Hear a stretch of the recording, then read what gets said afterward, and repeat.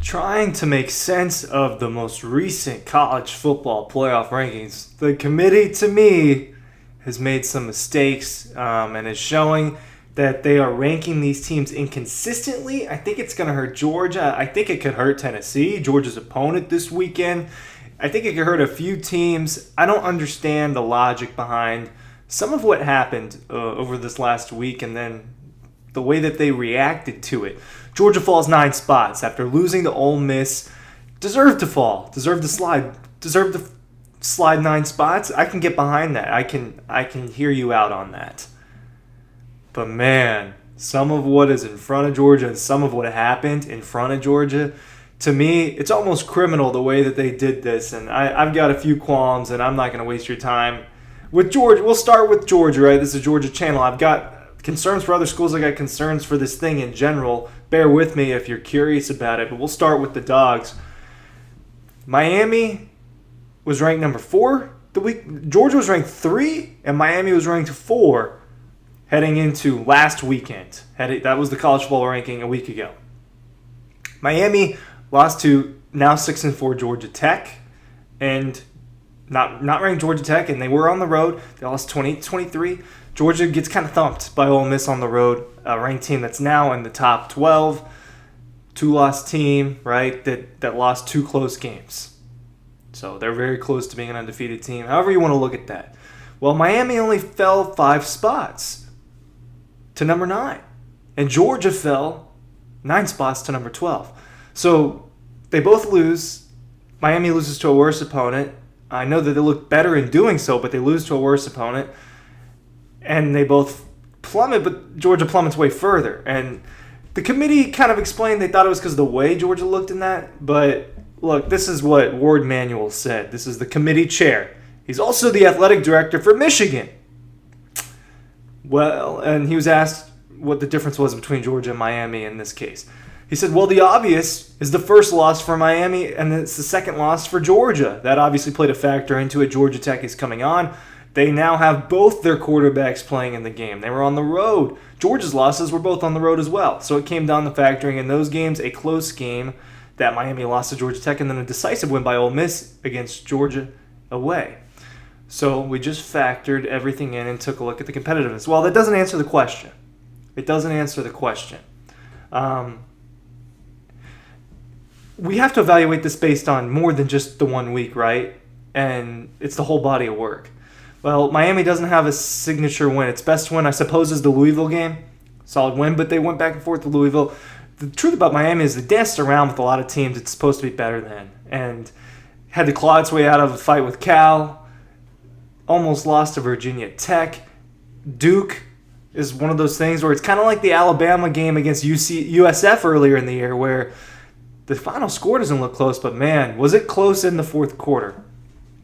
Miami has been volatile. It doesn't have a signature win. Georgia, same case. It's been volatile. It has gotten into some close contests with some teams that it shouldn't have, and that ultimately hurts it in the end here. But Georgia also has multiple ranked wins, and Georgia's losses are to other playoff contending teams. So that's where it didn't make sense to me in that regard. Look, Georgia is ranked number 12. If the playoff ended today, first of all, people are freaking out way too much about if it ended today, Georgia wouldn't be in the playoff. These are not going to be the final rankings. So don't complain about that thing. You're complaining about the wrong thing. Don't waste your energy complaining about the wrong thing if you're going to try to make this committee better and make this process better. Complain about the real problem. It's the way they're ranking the teams, and it's the logic behind it. But don't worry about where Georgia is at exactly right now. The truth for Georgia is if they lose to Tennessee, I don't think it's happening. If they beat Tennessee, Georgia's going to be in this dance. And things are going to still be alive, and as concerned as a lot of us are with is this Georgia team a true contender or not, they're still going to be alive if they beat Tennessee this weekend. So there's that to take care of. Actually, let's talk about Tennessee a little bit. I think they were kind of wrong by the committee this past week as well.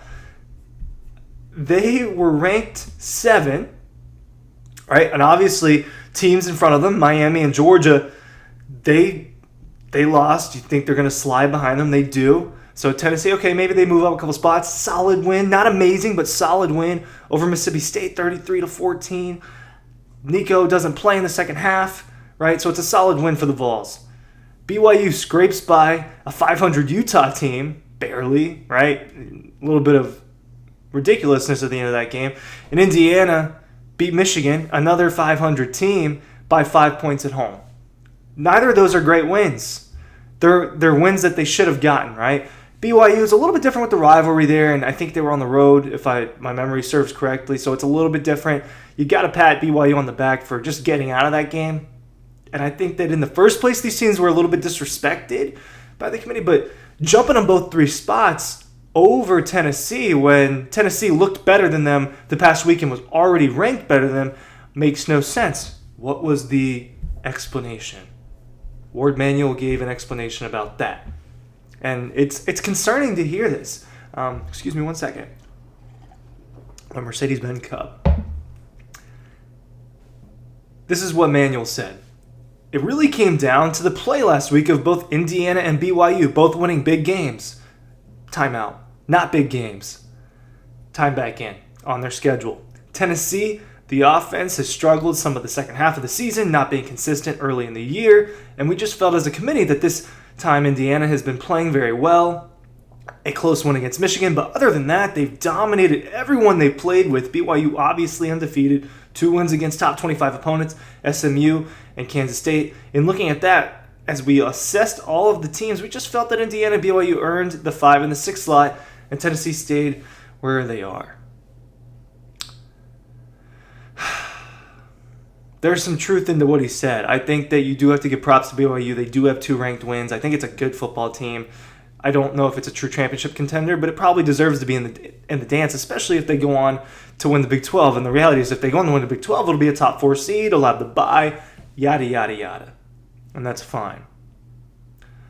But why are we jumping teams and making up bogus reasons for it? I'm starting to wonder if there's not a real way to do this.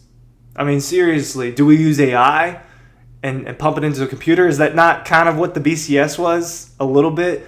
Maybe with the new technology we have now, they can decipher a little bit, the SEC's a lot tougher, or, hey, this team should have done better in this game, right? That's what you're supposed to get with the committee, and I don't feel like we're getting that on a consistent basis, right? The committee is showing right now that your losses matter a little bit more than your wins. Fine, whatever. If that's going to be the case, just tell us that straight up and be consistent about it. But what they did the week before, they said, hey, Georgia, you've got the loss to Alabama. Ohio State, you've got the loss to Oregon. We think that that's better for you, Oregon, the Oregon loss. That's why Ohio State's ranked ahead of Georgia. That was kind of the reasoning there, even though Georgia had a better win and multiple ranked wins, right? Georgia was still ranked behind that. At this point, they were both one-loss teams. Well, then why does Miami not slide further down if their loss was not good?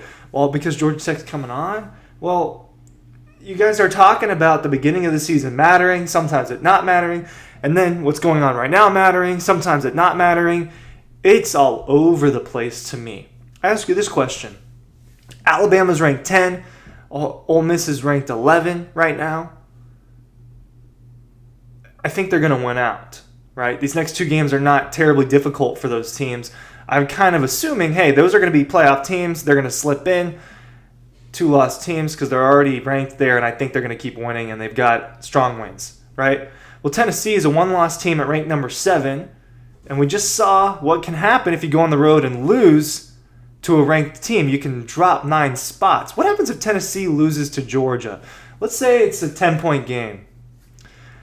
Tennessee's got a head-to-head over Alabama. Would they still be ranked ahead of Alabama? How do you rank all these teams if they start to beat each other up? And that's kind of the biggest problem, and where you give the committee a little bit of grace and say, hey, I understand that this is really difficult to do, blah, blah, blah, whatever, but you're not being consistent. And apparently the eye test doesn't matter. That's what Manuel said as well. It kind of discredited the eye test a little bit and saying it didn't matter. Well, it kind of does a little bit. It does, and I think it does, and I think it matters with Georgia's ranking. They're lying. If the eye test wasn't a part of it, Georgia wouldn't be ranked where it is. It just wouldn't. Because in terms of resume, it's still better than the majority of teams. And I'm not here beating on this table saying Georgia needs to be this high or whatever. But I am concerned that this committee might do a disservice to some of these schools here at the end of the year. And the conference championship aspect of it, it's not really helping. Thanks for watching.